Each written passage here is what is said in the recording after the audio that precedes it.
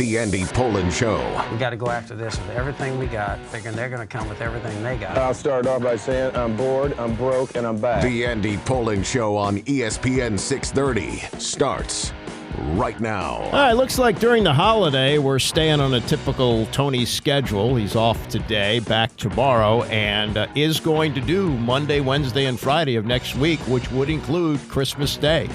So business as usual for us here on this show and the show that follows us. And, we'll roll through and talk about what's going on with the Commanders. Not much. I mean, there really isn't much to say anymore other than is Sam Howell the guy? And there's a referendum on that seemingly every day. We'll get to that shortly. Mike McDaniel, coach of the Dolphins, he's a lot different than any other coach I've seen. You know, we've had various personalities who have coached in the NFL, but I've never seen anything like that. And we'll get to what he said later this hour. Got two guests today. Don't usually have two guests, just worked out that way. But we've been chasing down George Gervin. He's got a new autobiography out called Ice, Why I Was Born to Score. George Gervin of the San Antonio Spurs. Just an amazing player if you ever saw him play. You know, the problem, I guess, in his legacy is that when he played, he wasn't on national TV very much, occasionally, and then in the playoffs. And we're familiar with him around here, at least if you're old enough to remember this. When the Bullets won the championship in 1978, the first-round series was against San Antonio, and they played him again in the Eastern Conference Finals the next year. You say, whoa, Eastern Conference Finals, San Antonio and Washington? Yeah, when the NBA and the ABA merged in 1976, they didn't really have places to put these teams. You know, there was Indiana, and that was the Nets and Denver and the Spurs. And so they didn't know where to put these teams, so they put San Antonio in the East. Yeah, it was crazy. And so that's why they played them twice in the playoffs. The first year, 1978, when they went on to win the championship, that's where the Fat Lady Sings comes from. Dan Cook was a sportscaster in San Antonio, and he had said on a sportscast while the Bullets were in San Antonio for the series, with the Spurs down 3-1, the opera ain't over till the Fat Lady Sings. And so they went to practice the following day, and they asked Dick Motta, the coach, about the position he was in, about how they were one game away from advancing.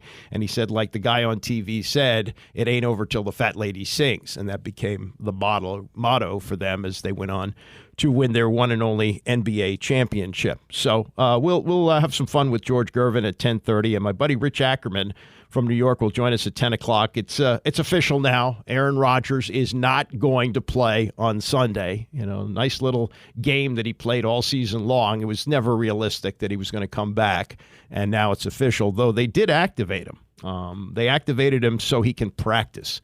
This is his team. And one of the things I want to talk to Ack about is, what's the future of Robert Saleh? It appears to be solely in the hands of Aaron Rodgers. Rodgers operates this team kind of like LeBron operates wherever he winds up in the NBA. He's the coach. He's the general manager. He's the star player. He's the marquee name. Whatever happens has to run through Aaron Rodgers, and we'll spend some time on that as well.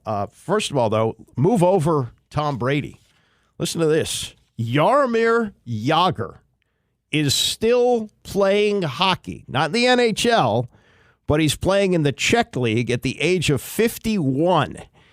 Last night he began his 36th professional season as he helped his team come back from 3-0 down to win the game 4-3. He skated 13 minutes, 44 seconds, didn't talk to reporters after the game, but his coach called Jagr's contribution excellent. If you remember how it all unfolded here with Jaromir Jagr, this was the ego of Ted. Ted said, we're going to get ourselves a superstar here. And he tried to get a couple of the free agents who hit the open market. One of the names I remember was Jeremy Roenick, who was a star at the time, didn't sign here. So Jagr was in Pittsburgh, and they'd had enough of him. He had a gambling problem. There were reports there was a drinking problem. And Ted told his general manager, George McPhee, to make a trade for him. And McPhee had this elaborate story about, getting a cell phone call on the beach about this and having to write down the number in the sand. And they landed Yager, and Ted was beaming, we're going to win the Stanley Cup. And Yager turned out to be a turd. He didn't play hard. He eventually they had to unload him and the enormous contract that he had, which wasn't easy. And Ted was like a Cheshire cat when he got him. Like, oh, here's what's going to happen. There's going to be a lockout in the NHL, and there's going to be a salary cap, but we're going to be grandfathered in because we are getting Yager and some other stars, and we'll still be over the payroll limit, but won't be charged for it. He had it all figured out, except for the fact that Yager was a problem. In fact, at one point he was sent into a game and decided he didn't want to play. So they shipped him out of town, but God love him, still playing. Played the NHL well past 40. I think he was in his mid-40s, and now still playing in the Czech League. I guess everybody's got to have recreation, probably still in pretty good shape, but has been playing professional hockey for 36 years. That's got to be a record, right? Got to be. Like George Blanda, I think, was like 26 years in the NFL. Gordie Howe played, I don't think it was 30. He played until he was 51, I think. Yeah, something like that. So he's the same age, but he took a few years off. Well, maybe Howe's in the same, maybe he is in the same category. And Howe did all of his in higher leagues. He played in the WHA with his sons towards the end of his career, and then his last year, the WHA merged with the NHL. He played one last year in the NHL. But, pretty remarkable what Jaromir Jagr has done. All right, to the Commanders and the usual Wednesday yak sessions. Ron Rivera held a news conference. Sam Howell had a news conference. A couple of the players were available. And, what are you going to say with 3 games to go, with a season that's really been dead since Thanksgiving? But other than, let's see what happens with Sam Howell. And we were at, I guess, midseason, when many of us thought, okay, they've found themselves a quarterback and they can move on and build the rest of the team around him. He's a very cheap option for the upcoming years. His salaries for the next 2 years are $1.1 million and $1.2 million. That's bupkis. That's pocket change. And much of the focus of this season has been on Howell, with Ron Rivera saying after he traded Montez Sweat and Chase Young, quote, "I know what my goals are. I know what my vision is, but I'm not going to shake and waver on Sam Howell or this offense or what we're doing." Well, did we see some wavering last week in Los Angeles when he benched Sam Howell and we saw Jacoby Brissett play very, very well and suddenly find Terry McLaurin, who the game before had only been targeted 3 times and he didn't have any catches. He wound up in this game with a career high in numbers. Let me get those numbers for you here. Career high, 141 receiving yards, 93 of them on passes from Jacoby Brissett. And a lot of discussion this week about, well, in standing on the sidelines for the first time this season and watching Jacoby Brissett perform, did it open Sam Howell's eyes as to what he could conceivably do with this offense? This was Ron Rivera on that. Been talking with Sam the other day about, getting a chance to take a step back and watch Jacoby. Was that, he thought that exactly, was just the freedom in which Jacoby was playing. And, and it's one of those things that you think back about a couple of games, and you think about what he did in Denver and, the way he played, and you think of the way he played against Philadelphia, and you say, wow, that's the thing that he's capable of, and that's what you want to see, is that consistency there. Yeah, but again, they lost both games to Philadelphia. Rivera has referred to this several times this season about, how good it looked against Philadelphia. Yeah, but you got to win the game. Didn't win the game. This was Howell yesterday. The goals for his last 3 games of the season. I want to put good ball on tape. I feel like for the most part, I've played some good ball this year, and I just got to do it at a more consistent rate. And I want to go into these last 3 games and be really consistent and be really good and just be efficient, and give my team a chance to win. And I just want to be playing my best football for these last 3 games. Yeah, it does. The tape is important. In this situation, the tape is very important because everybody knows there's going to be a new coach here next year. And the first thing a coach does, and this is what Ron Rivera did when he came here, he watched every snap that Dwayne Haskins took in his rookie year, and he went along with, I think it was a plan by Dan Snyder, don't make me look bad. You're going to start him. He did. He played him for 4 games and then benched him and then even had to cut him before the end of the year. But what he puts on tape is very important because it's going to be somebody else watching the tape next year. In the meantime, Terry McLaurin, who after the Dolphins game said something snarky for like the first time since he's been here, coming here as a rookie in 2019, in his fifth year with the team. This is what Terry McLaurin said something about, I got a good cardio workout because, he didn't catch any passes and was only targeted 3 times. But even with the success that he had with Jacoby Brissett, he's not going to go in the direction of, maybe this offense would have looked a little bit better if they would have gone with Brissett this year. He's the team captain and pledging his full support for Sam Howell. He's really handled this season like a pro. It's been ups and downs. He's had good times and bad times like we all have. And just his ability to stay focused and come back better when he gets that opportunity is something I always look forward to. So I know he'll be ready for the challenge this week. And we're going against a really good group. So we definitely got to do our part and help him out. Yeah, the defense, that they're playing this week in the Jets, despite the fact that they stink too, the team does. The defense is good. They're second in the NFL in passing yards allowed, 170 a game, 7th in total yards, 298, and 5th in opponent red zone touchdown rate, 43.6%. And even when they get it at the goal line, as they did last week, it took them 3 minutes to score. They may not have much success against the Jets. So we'll see if Brissett, could conceivably play again this week. We don't know. This is more from Howell, and this is about every week it's the same thing now. Is he the quarterback or is he not the quarterback? The headline on this story today, Howell's future thrown into question. That question about the question thrown at Howell yesterday. I honestly don't really look at it much. It really doesn't mean anything right now, and I think what matters is, how I play each and every week. Obviously, you can worry all year long about what's going to happen next year, but for me, I just kind of take the approach of taking it 1 week at a time and trying to focus in and do everything I can on a week-to-week basis to play my best football. Just because obviously there's a lot of questions about what's going to happen after this year, but I feel like if I'm playing my best football at a consistent rate, then those questions won't be there. So that's just kind of the way I look at it, and I'm just going to try to keep doing what I can to play good football and put good film on tape these last 3 games. Yeah, 3 games against 3 good defenses, with the Jets and certainly San Francisco. San Francisco, most are acknowledging best team in the league by far, and that Brock Purdy may win the MVP. I think what these last 3 games we're going to look at, will we see further erosion of the play from Sam Howell? And number 2, how aggressively would you pursue a quarterback wherever you're going to pick? Right now they're picking 4. It's a long shot, but they could get to as high as 2. If they are up in that stratosphere, do they pursue a quarterback, and would they even move up to try to get one if they are in that position?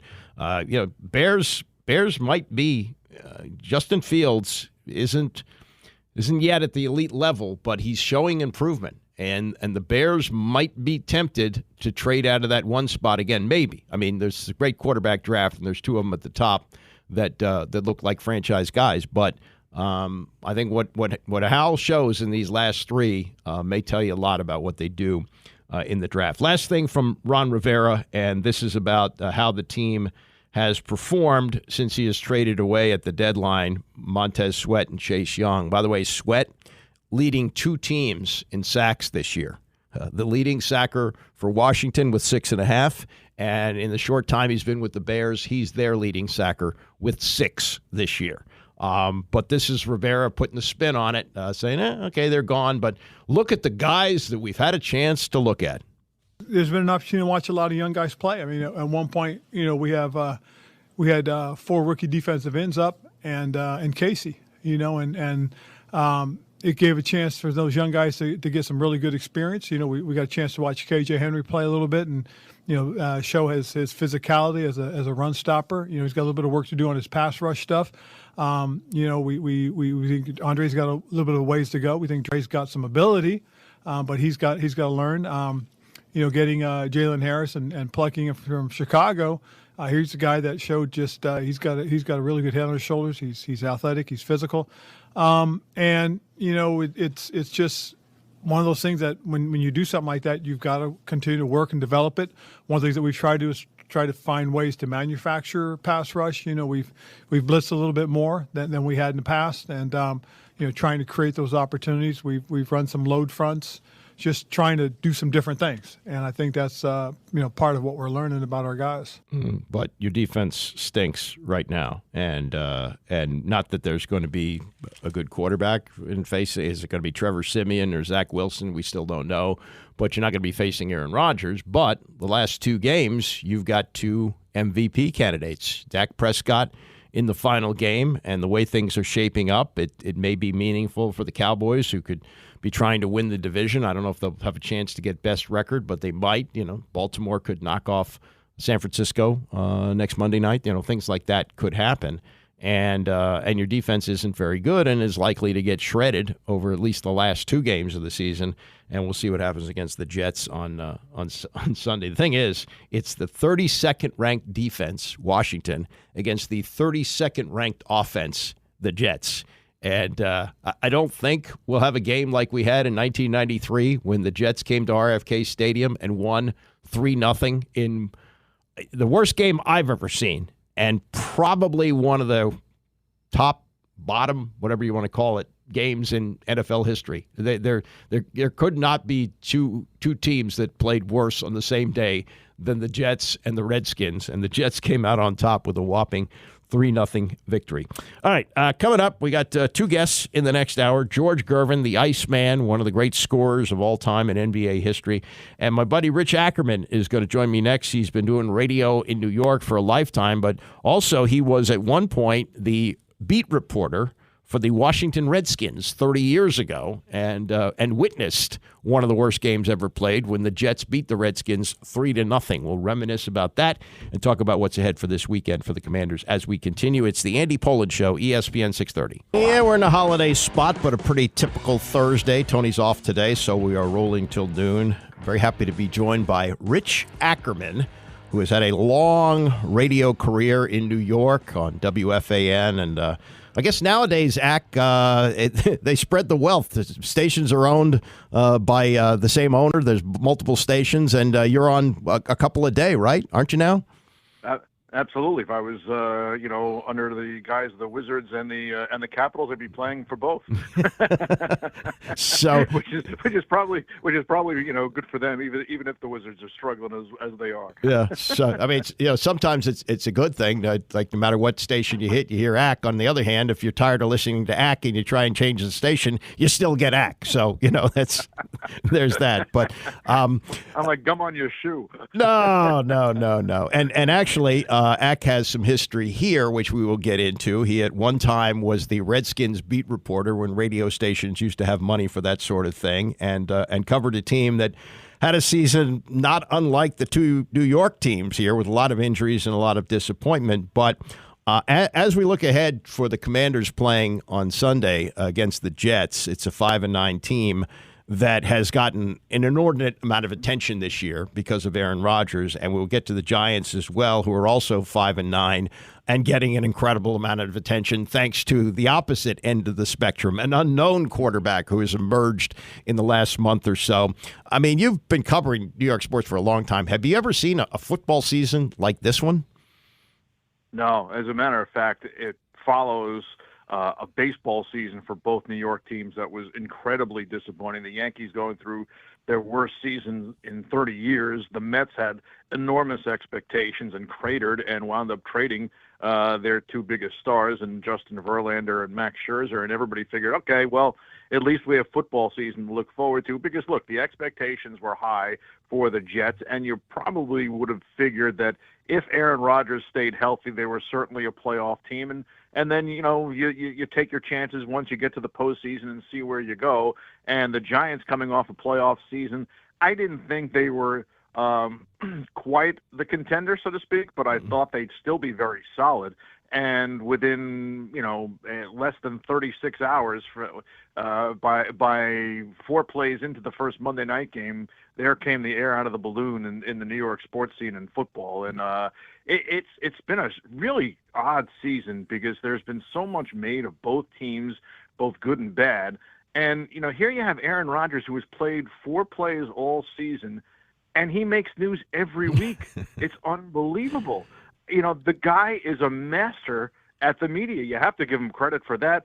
And I do give him credit for being on the sidelines during the games. But, the one thing that kind of just has been, because I'm not in the locker room when he's there, you wonder, like, all those things he says on the Pat McAfee show, is he saying the same things in the locker room? And is it really catching on to everybody, whether it's, game planning or, hey, let's stop the leaks, because it just seems like they're almost in 2, alternate universes. It's weird, and I'm following it nationally, but it's an enormous national story because it's Aaron Rodgers. But each week there's kind of a referendum, or has been, on whether or not he's going to play. And did at any point in the season, did you believe that he was going to be back on the field this year? I didn't think so, but it's one of those situations, Andy, that you kind of think to yourself, it's like in the back of your head, you're like, it's not happening. And then it's like you convince yourself because you hear it every week, and you say, maybe this could happen. Mm-hmm. But I just didn't see it, and especially with the Jets, falling out of contention as quickly as they did, that to me, more than anything, said that. But, I mean, look, it's an Achilles injury. It's not like, you could come back from that and be 80%. I think that there was enormous risk, especially in this sport. So I never thought that. But again, you hear it every week, and you hear it so confidently coming out of his mouth that you start to believe that it's like the George Costanza line. It's not a lie if you believe it. Yeah. Right. And I'm not saying Rodgers is lying. I think a lot of it was wishful thinking. I think a lot of it, look, when something happens to you adversely, you try to convince yourself that it's going to be okay, and you give yourself something to work toward. I just didn't, I'm not a doctor. I'm just a hypochondriac, but I just think that coming back this season was really just a pipe dream. But I understand why he wanted to. Number one, look, if he could have done something, if the Jets could have gotten to the point where he could have gotten them or get them into the playoffs, and he can get them to the next level, his status as a Hall of Famer goes to another level, and his legacy goes to another level, and he's the toast of New York. So, he's very much tied to Nathaniel Hackett. There were guys, whether it's Randall Cobb and Alan Lazard, who he helped bring in. And so there was a lot for him. There was a lot of incentive for him to get back. I just didn't think it was realistic. Yeah, and I liken what has happened this year with the Jets to what LeBron James does wherever he goes. He is the team. He's the general manager. He's the coach. He's the star player. He calls all the shots. And when Rodgers went down, I wonder about this, because there was discussion, well, should they go and trade for a quarterback? And there were some available, including probably one here for the right price. Jacoby Brissett, who got in the game finally against the Rams last week, looked pretty good. Do you think that the reason that the Jets didn't go out and get a veteran quarterback to get them to the point where maybe Rodgers could come back for the last few games and get them through the playoffs is because Rodgers himself didn't want something like that there? Like, he wanted the ability to step right back in whenever he wanted to. I think that's certainly a topic of conversation. I don't know if it would have worked out cap-wise. That's one thing. I mean, they would have had to find some way to go. And, look, I think whether rightly or wrongly, I think the other thing that clouded them was they held up okay. They had an initial dip right after the injury, but then they came back and they started to look okay. And I think they wanted to see what they had in Zach Wilson, which I think in retrospect was probably a mistake. But they were tied to that. So I think there are there are a number of factors that play into that whole thing, and I think that's where maybe they deluded themselves a little, and maybe they didn't play it the right way. Look, the other part of it is they probably should have had a guy like Brissett to begin with to be backing up Rodgers, and probably should have cut ties with Zach Wilson, once they made the decision to go for Aaron Rodgers. Because I think to sit there and say that, Zach Wilson's going to stay on the bench for 1 to 2 years and then become the starter again, I don't think that was that was a plan that really had success written all over it. Yeah, I mean, I guess it's happened, but it's been so long, like a Steve Young type of situation. But that, and the game has changed since then. I mean, no longer do you see backups. I mean, look, when Theismann went down, there was Jay Schrader, and then Mark Rippon came along, and they also had Doug Williams as a backup, and that story is legendary. So yeah, I mean, the days of having the Don Strocks of the world as your backup, or whoever, those days are over. I mean, if you can just get a backup to keep you afloat, that's what you got to do. And I don't think Zach Wilson really showed enough during his first couple of seasons as the Jets starter. And he's had moments here, but he hasn't been able to put together any sort of consistency that makes you feel good about him being a quarterback for the Jets going forward. By the way, is he physically able to start Sunday, or is it going to be Trevor Siemian? Right now he's in concussion protocol. I mean, they're hopeful, but I mean, just reading the tea leaves, I'd be surprised if he started. Okay. Well, whoever starts faces the worst defense in the NFL, so that's a good thing. We're talking to Rich Ackerman, longtime sports voice in New York and once a voice here in Washington, and we'll get to that. But let's look at the future of the staff. Again, this seems to be all an Aaron Rodgers call here, and you've got Robert Saleh, who I guess he has blessed this past week.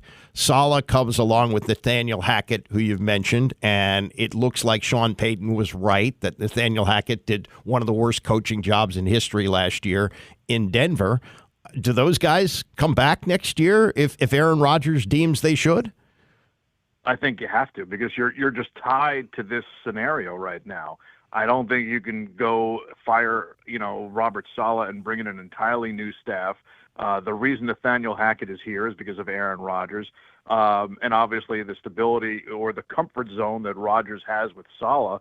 I think that if you tear it all apart, then you're kind of like stuck in a situation where you're sort of lost in space there. So look, there are certainly reasons I think you can point to that a change should be made, and that starts with GM Joe Douglas too. But I think they're so tied to this scenario right now. They have all their eggs in this basket that they have to go forward with the crew that they have. And I think another thing you have to look at too is the Jets right now are in line for a top 10 pick, and you have a 40-year-old quarterback coming off Achilles surgery who says they just need to reload and run it back. So you're looking at, what do you need here? Are you going to go for an offensive lineman to protect him, which they didn't? That was another thing that's really gone, I don't want to say unnoticed, but it hasn't been talked about as much. The Jets' offensive line has been terrible this year. Or, look, there's going to be a guy, and obviously I think Jaden Daniels is going to be a guy that's going to start lighting up the combines with his athleticism and his ability to throw the deep ball. So he might be a guy that might be there at that spot. I'm just throwing him out, whether it's J.J. McCarthy of Michigan or anyone else. The Jets might have a chance to take a quarterback. Do they kind of look away from that and try to get the quick fix with, a plug-and-play offensive lineman, if there is one, whether it's Joe Alt or somebody else, or even going after, a wide receiver just to appease Rodgers? I mean, you're sort of at a big point here for the organization where you have to make some decisions.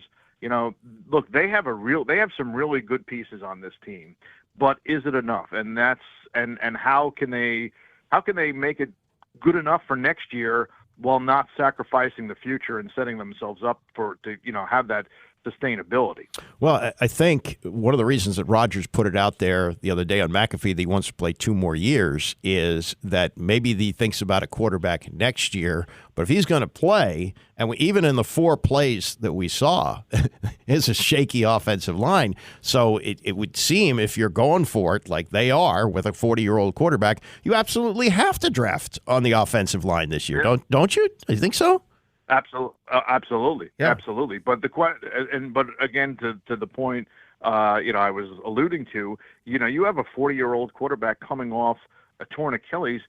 We don't really know what Aaron Rodgers is going to be next year, and you're hoping he's going to be the Aaron Rodgers of not even last year, but 2-3 years ago when he was winning MVPs. If he could be at that level, that's one thing. But it's a great unknown right now. It really is. And look, it's pretty clear that they're going to go in that direction and reload. But it comes with a huge amount of risk.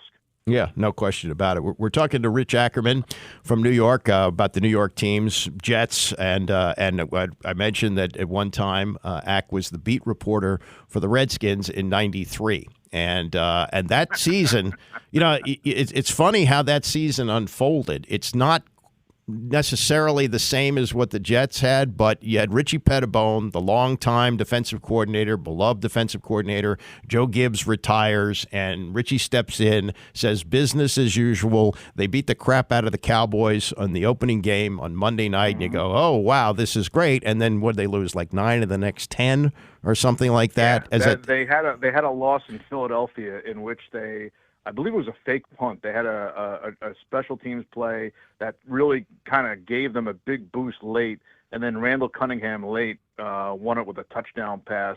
And it seemed like after that they just never recovered. It was a gut punch they never recovered from. And that season, boy, I mean, they had injuries, and the more it went on, like just Richie Pettibone just like turtled. I don't know if that's a fair, but he looked like he fell into a hole that he just could not dig out of. Yeah, well, it was an aging team that was getting ready for the salary cap, and he was loyal to people he probably shouldn't have been loyal to. A lot of things that went into it, but I liken that in that there was such hope, especially after the opening game, and it all went down. Now, included in that season was the worst game I have ever seen, and that was the Jets.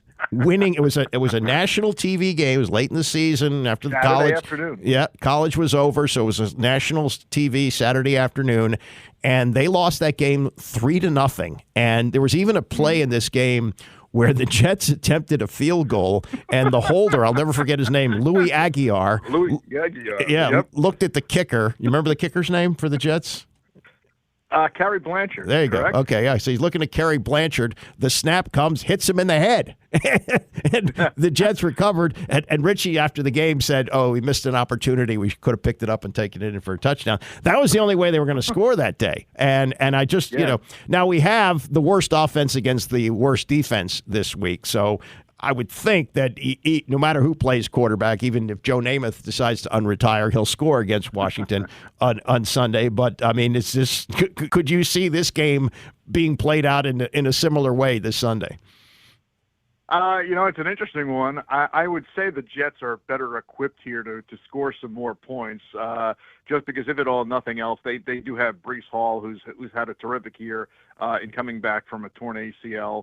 Even if he hasn't been the same as he was before the injury, he's still a guy that can break off a run. They still have Garrett Wilson. They still have some pieces, and the defense is capable of putting up points on the board too. So I'd be surprised if we had that same result. But boy, I remember that game, and thinking back to that game, Andy, and the Redskins they had 7 first downs. They didn't have more than one on a drive, and they didn't get inside the 30.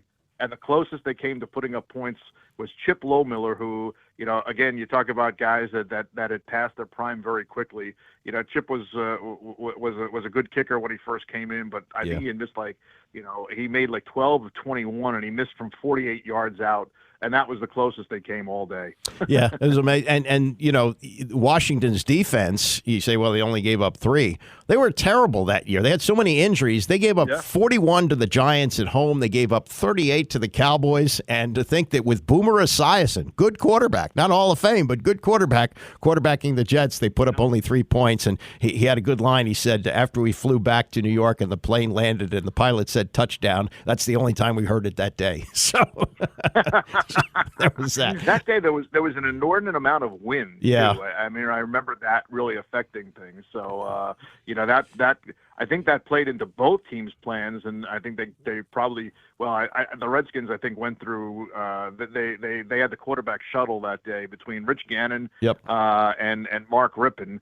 And the best play they had was a Brian Mitchell 50-yard pass, I believe, and the running game went nowhere that day for them. And Johnny Johnson, who was the Jets running back at the time, had a big day running, which probably saved them. Yeah. All right, let me hit you with this. So we got Rich Ackerman from New York, and I want to spend a little bit of time on Tommy DeVito, who beat Washington, Washington football, Commanders. It's tough for me. So many years. Absolutely. So it's had 3 different names in the last 5 years, so it's tough to do. But this is an unbelievable story, and I was talking about this earlier, that the way the family has embraced this. I wonder if it were Jewish, would the family have like a parking lot thing where they would serve latkes? Would they sing Hava Nagila before the game? The way the DeVito family has jumped in on this, isn't it? Don't you find that remarkable? Yeah, it's one of these things. We always talk about local boy makes good, and how tough it is to kind of grow up in the same place that you might play, but they've really embraced it. Success has gotten a little bit of him, so to speak, because he had a botched appearance that was, I guess there was some miscommunication, and there was some talk about changes in appearance fees and whatnot, and it's kind of really come out of nowhere, and it was fun at first, and then it's started to get a little hackneyed now. But but it has been nice. I mean, his father's doing his father's a plumber, and he's doing commercials on WFAN now for Peerless Boilers. Really? So it was unique. In a football sense, it has been nice. It gave the Giants a little spark, and it was something good to see. And look, they probably found the backup quarterback out of it. It also just became just an interesting story. It's a guy, with Jersey roots and embodying that Jersey personality, and it really was. It really was interesting. If he was Jewish, we'd be saying, like, don't get hit out there. Right, exactly. But they're in, and then the agent also, he's enjoying his 15 minutes of fame and trying to extend it as long as he can. And as I said, it's kind of like a Broadway Danny Rose situation. Like DeVito's getting big and looking for other representation, and Stellato's trying to hang on, like Woody Allen was with Nick Apollo Forte. It's a whole thing. Yep. Yeah. So anyway. It's all good if you're winning, and when you're winning 3 straight like he did and beating the Packers on Monday night, that gets you in the spotlight. But he got sacked 7 times against New Orleans last week, and now he's going to Philadelphia on Christmas Day, and it's at 4:30 in the afternoon when the Eagle fans have had plenty of time to drink all day. I mean, if he has a similar type of game, does this hysteria go away, or does he enjoy another couple of weeks of it? I think they will stick with him, because I think they really have to find out if he is the backup going forward. Look, it's been a nice story, as you said, and he's shown promise, and his development arc has been very nice so far. But I think at this point, look, they know what he's going to be long term, and I think what he is going to be long term is a backup. He's shown he can win some games for them. He hasn't turned the ball over too much. He's taking far too many sacks. But again, I think this is the learning curve, and I think the Giants want him to get that experience. Look, at the other side, Tyrod Taylor's been a great player, because he's professional. He comes in and he does the job, but he gets hurt a lot. He's not going to be on the roster after this year. So I think it's important right now for the Giants to figure out what they have. And look, if you have to turn back to Tyrod Taylor, then that's not a good thing at this point. I think you got to ride out the string with DeVito and get him some experience. And I think having a guy like Tyrod Taylor has also been very good for DeVito, because he's been a guy that he can count on and use as a mentor. Okay. Well, I know from being in New York that as soon as football goes south, people start talking about the Yankees. Has that already started, or? Oh yeah. But the Knicks are half decent, so I guess there's that diversion as well, right? Yeah, that hasn't quite caught on, but the Yamamoto sweepstakes has been the big story here. So unfortunately, that and Aaron Rodgers, as I said, going back to how he started things, the guy has been a master. He's been a part of 4 plays, and yet he's in the news every week. We follow it, whatever he says on the Pat McAfee show. Yeah, he has really hijacked the football season without playing. Really amazing. Good to talk to you. Everything good with you? You're doing good? Everything's great. Good. No complaints. So I miss everybody in the D.C. area. Please give everybody my best. You got it. Good to talk to you. Take care. Thanks very much. Okay. You too. Happy holidays. You too. That's Rich Ackerman, who has been, if you turn on the sports or a sports station or even a news station, you're probably going to hear Ack doing an update. Nancy Armour wrote about Aaron Rodgers. I wanted to put this in. She's a columnist with USA Today, and I think she captured the way that he has swallowed the football season. She says, once one of the more thoughtful and humble players in the NFL, Rodgers has made a late career shift into carnival barker extraordinary. He got hoodwinked by junk science during the height of COVID-19 and somehow thought that made him an enlightened renegade. He spouted that nonsense and styled himself as a free speech warrior when he was criticized for it. A tip for Rodgers: free speech does not mean what you think it does. It means the government cannot silence you or take measures to limit your ability to promote your lunatic theories. It does not mean society cannot ridicule you for your arrogance and ignorance. Also, if you're going to claim you're being canceled, it might be better not to do it during your weekly appearance on a national TV show, a role for which you are paid handsomely, I might add. The reports are he's getting $1 million a year to yak it up with Pat McAfee once a week. More from Nancy Armour. Now he has saddled the Jets with this con. In order for Rodgers to keep practicing with the team, which doesn't seem like a necessity for a guy who Coach Robert Saleh says has no chance of playing, the Jets add him to a 53-man roster. To do that, they had to cut fullback Nick Bawden.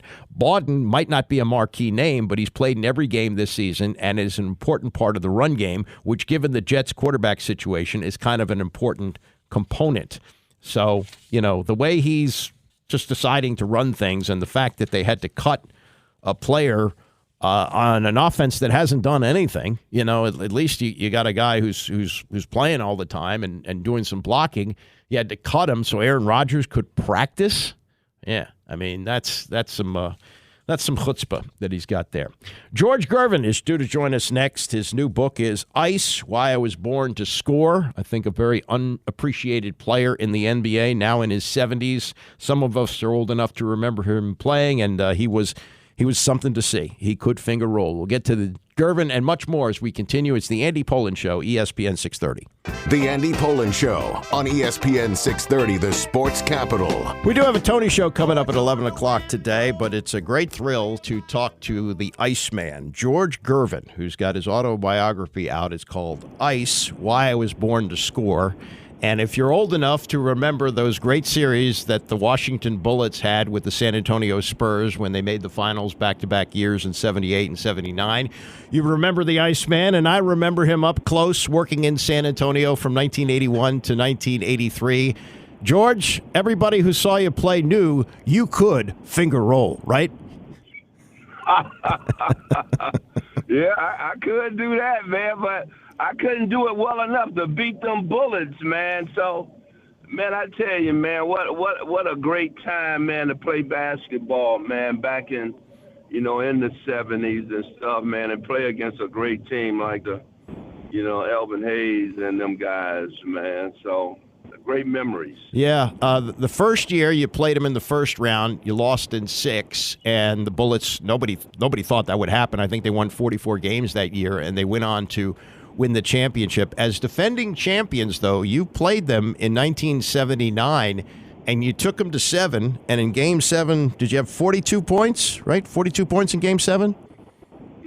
Well, it looked like I needed more than 42 to beat them, man, because, they went on and beat us again to, I think, get into the finals again. So yeah. Well, but they was a hard team to beat.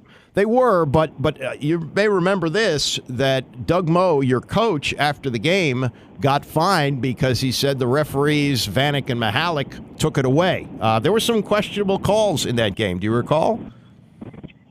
Well, think about it, too, man. The lights went out for 12 minutes, so... it was unfortunate, man. But hey, things happen, man, and we just keep moving forward. Absolutely. And George was a guy who could score in many ways. He didn't have one signature move, and with all the points that you scored and won a couple of scoring titles, no 3-point shot for most of your career, right? I mean, it was only the last 5 years or so that they had the 3-point shot. Is that a shot that you think you could have developed if you really worked on it? Well, I mean, you think about it. I mean, I could shoot, but I was a percentage shooter. Mm-hmm. So I like shooting where I was real sure I can make it. So that was a big part of my game, where I shot the mid-range jump shot and I was able to go to the basket, using both hands. So, the 3-point shot, even today, man, it's a low percentage shot, but it's one that can be real effective if, and really determine the outcome of a game. So I still think it brings some excitement to the game even today. Talking to George Gervin, his new autobiography, Ice, Why I Was Born to Score. It's an incredible story of someone who was under the basketball radar until his senior year of high school. You had a growth spurt. How tall were you as a junior, George, and how tall did you get as a senior in high school? Well, man, as a freshman, I was 5'9", man. I was 5'9" as a freshman, and then as a sophomore, I jumped up to about 6'5", and then, I ended up about 6'7", 6'8" when I got out of there, man. So I just don't know how I had that growth spurt, but it was sure appreciated, as far as what I wanted to do is play basketball, but, living the way we did with my beautiful mom and, mm-hmm.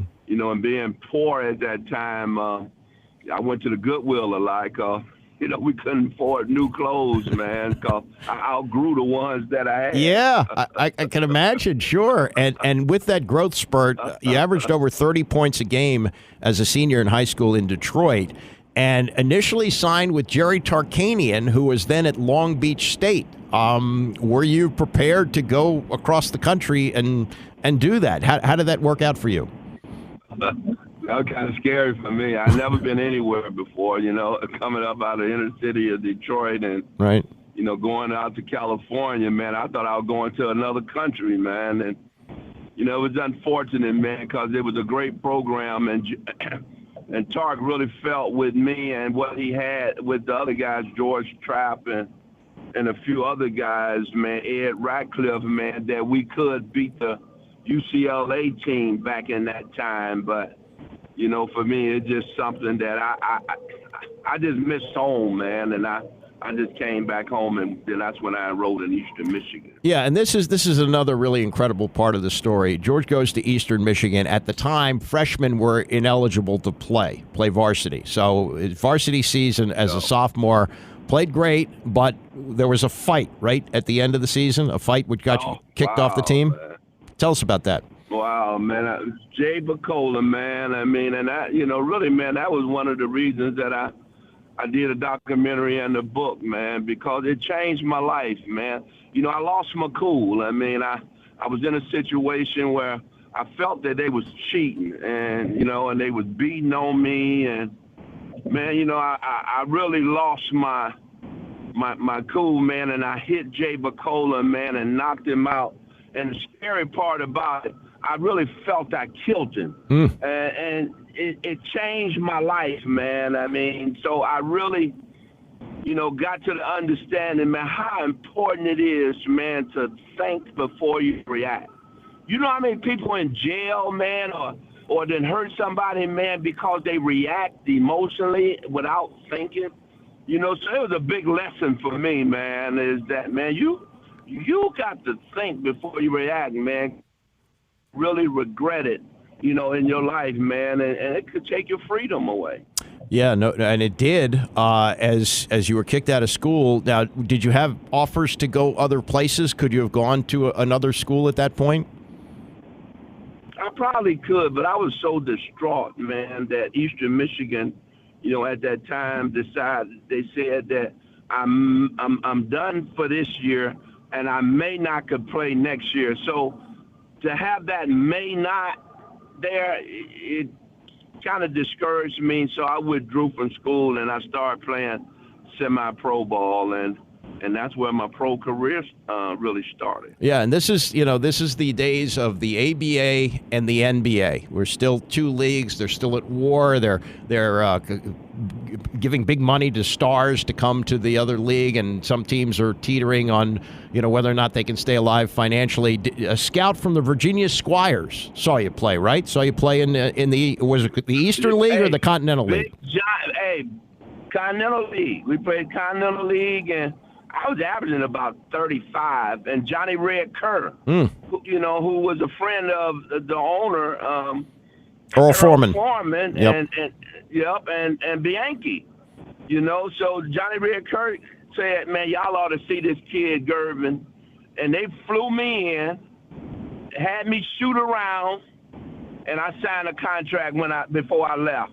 So I'm probably one of the only guys in the history of basketball that shot for his contract. Well, you could shoot it, George, so you deserve that. And you're joining a Virginia Squires team. Now, this is fascinating where you are at the beginning of your career and who you play with at the end of your career. But you join a Virginia Squires team who had a player who was becoming known, but they didn't have many games on television, and it was more like stories were passed along, seeing that he could do these incredible things. Julius Erving. I'm sure you had not seen Julius Erving play until you joined the team. What was your impression the first time you played with Julius? Mr. ABA, that's what I called him, man. He was that popular, in the league. He was that dominant in the league, and now I'm a teammate of his, man. It was just fascinating for me. And the kind of guy he was, man, he was a very passionate, talented man, and that's hard to find even today, man. Somebody to be that passionate, man, and care about somebody else, man. So Doc kind of took me under his wing. I never get it at the practice and stuff, man. I was getting ready to leave, and he used to always say, "Hey, Rook, where you going?" I said, "Well, I'm going to shower up, get out of here." He used to say, "Oh no, man, me and you ain't done." and me and him used to play one-on-one at the practice, man, for a lot of the practice. But I owe a lot to Doc, man, because he took the time with me. He helped build up my confidence and my self-esteem, and it helped me get ready, man, to play in that league, man. So even today, if I see Doc, what he'll say, "Hey, Rook," and I'll smile like I'm still that little young kid, man. Wow, because he was considered to be the best in that league, as you say, and also, I've heard that he did things in the ABA that we never saw him do in the NBA. It was a more free-flowing kind of a game. He was able to do more things. Is that the way you felt as well? Well, I mean, one thing he told me is when he was with Philly, and they won one. Mm-hmm. The coach told him, "Hey, Doc, if we gonna win, you gotta make a little bit more kind of a sacrifice to play more with the guys in order to, get a championship." And it happened. I mean, so yeah, it took away of his flashiness. I mean, because some of the things that he was able to do, but yet he was able to make that adjustment to get a championship, man. So that's pretty big on his part, man. But he always been an amazing guy. Talking to George Gervin, his new book is Ice, Why I Was Born to Score, which he wrote with Scoop Jackson, and we're talking about the ABA days. Now, you mentioned the financial problems of the league and the financial problems of the Squires. They had to sell Julius, and they had to sell you. They sold you in 1974 to the San Antonio Spurs. What was your feel then at that point when you're leaving, a place that you'd at least gotten a little bit comfortable in to go to San Antonio at 74? I mean, for me, coming from Detroit, so I'm coming from the inner city, so I'm around, mostly black folks. And then I go to Virginia, and I'm around a lot of black folks, so I'm real comfortable being around Hampton Institute, Norfolk State. So and I'm a kid. I'm 19 years old. And then you trade me and you sell me to San Antonio. I don't know nothing about San Antonio but the Alamo. And it's a big Hispanic, area. So it was a little difficult for me at first. But, again, that was my inability to, not being able to see, other parts of the country. So, but once I got here, man, I ain't never left. I'm still in San Antonio, so it was one of the most beautiful places in the world for me. Absolutely. I lived there a couple of years myself and really enjoyed it. But you also joined some real talent. You had Larry Keenan on that team, Billy Paultz, James Silas, who was a great point guard. You guys had a squad. I mean, and a lot of times when you have a merger situation, you don't really know what you're getting when you get in the NBA. Once the merger happens in 1976, were you surprised how good you were in comparison to the NBA teams? No, we weren't surprised at all, and nor were the NBA guys that we played against, because we played against them in the summertime. So they knew that we were very talented. It was really being able to have a chance to play in front of an NBA audience. And, and for us, we had something to prove. So when we merged in 76, in 77, 78 All-Star game, you could look it up, man. We probably had 8 or 9 ABA guys in the All-Star game. So we just needed the opportunity, man. And the merger, for me, really put the NBA on a path to be where they are today, man. It really gave them a good, solid foundation, when they merged with the ABA. And look at us now, man. We global. No question. And to tell you what kind of a score George was, this is an incredible story that happened at the end of the 77-78 season. You were neck and neck with David Thompson for the scoring title. And I think, am I right that Thompson played his game first on that last game of the season? Is that right? Okay, so Thompson puts up 73 points in an afternoon game, and you're playing at night. And how many did you need to have to get ahead of him? How many points? Yeah, I needed 59. Yeah. And you got? I needed 59. I ended up getting 63 in 33 minutes. 63 and 33 points in one quarter, right? Yeah, I got 33 points. Thompson broke Wilt Chamberlain's record that Wilt had for I don't know how many years. And he got 32, and then I got 33 that night and broke his record. So it was an amazing night for me, and I couldn't have did it without a great relationship with my teammates. So I always credit them with me being able to win my first scoring title, because without them, I couldn't have done it. Yeah, it was great fun, and the relationship that you guys had with the fans, it was a small arena, and you had the baseline bums who were really tough on the other team. What was that environment like playing in San Antonio in the 70s? It was unbelievable, man. The baseline bums was a big part. We call them our sixth man on the floor.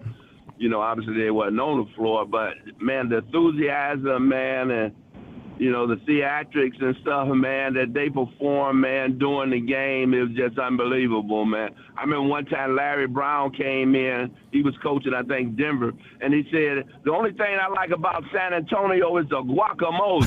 So when he came, and the baseline bombs was over his locker room. That's where they seats were. Right, yeah. So, halftime, when Larry Brown went into the game, they poured guacamole soup all over him. Oh, my God. I never heard that. I never heard that story. Wow, yeah. That's how special the baseline bombs was, man. That's crazy.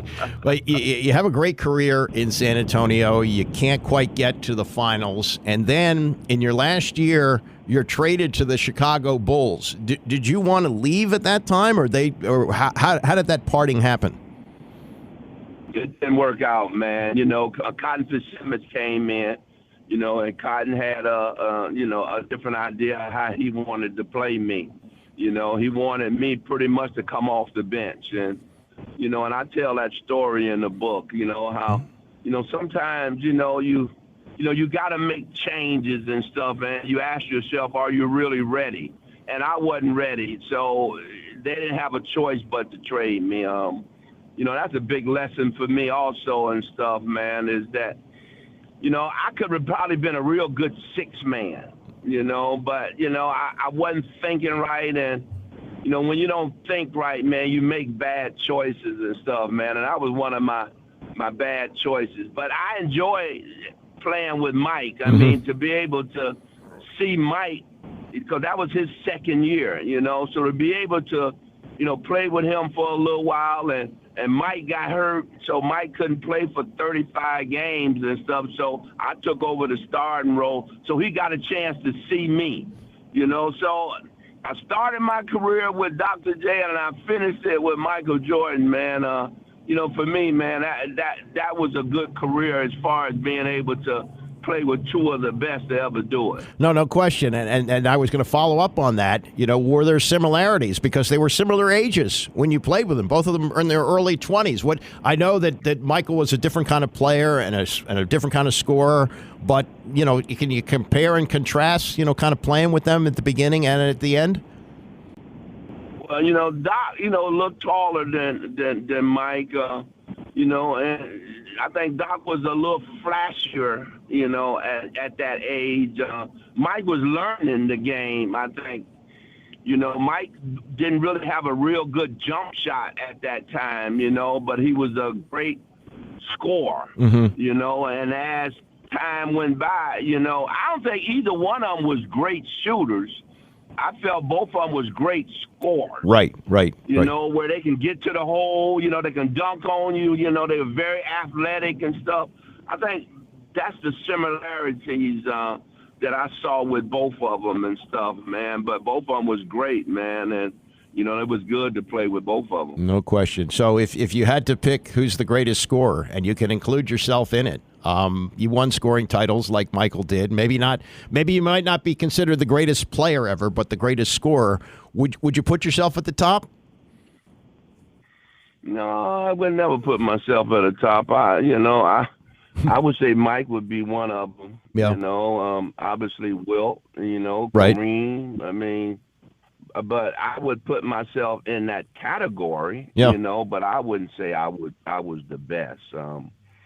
You know, I would let somebody else say it. That would be good enough for me, man. I really enjoyed my career. I played the best that I could while I had the chance, and I'll let somebody else determine who was the best. Okay, and look, I saw your career as a fan of the Washington Bullets, but I also saw you in San Antonio. You gave everybody great thrills, and if you didn't get a chance to see George Gervin play, look it up on YouTube, because as we started, you could finger roll and you could score, man. You were something to watch. Great to talk to you. The book is Ice, Why I Was Born to Score. It's written with Scoop Jackson, and it's available Amazon, anywhere you find books. Great to talk to you, George. I really enjoyed the conversation. Hey, man, I really appreciate you. Thanks for the opportunity. Thank you. That's George. Wow, that's cool. That's really fun. I enjoyed that. That was great. All right, coming up, we'll wrap things up. Tony's coming up at 11 o'clock. It's the Andy Pollin Show, ESPN 630.